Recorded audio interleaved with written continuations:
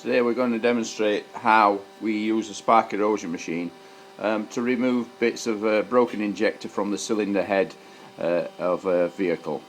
Often on YouTube there are various videos of people trying and in some cases succeeding to pull broken injectors out of vehicle heads using various forms of puller or slide hammers, etc. Now this works. We indeed do it ourselves. We have a hollow ram which we use, and there's another video on YouTube of us successfully pulling sleeves out with the hollow ram.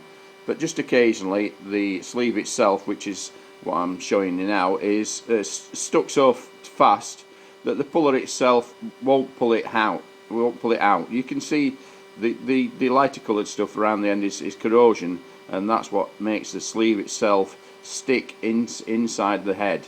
And occasionally when you're pulling it with a puller, the sleeve itself, which is only very thin, parts company, and you end up with a small piece like that left in the end that the puller won't remove because it's just simply stuck fast.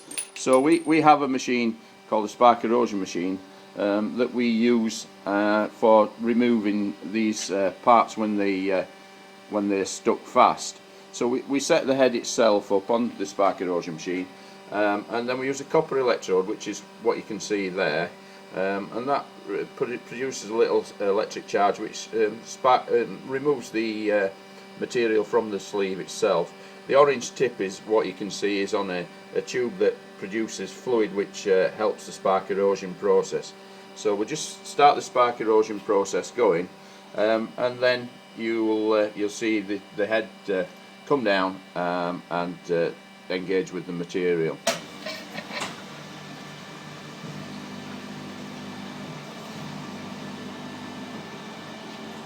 So there we are, the electrode's now going into the job, and it'll produce an electric charge which produces tiny sparks, and will start to erode the parts of the broken sleeve itself away.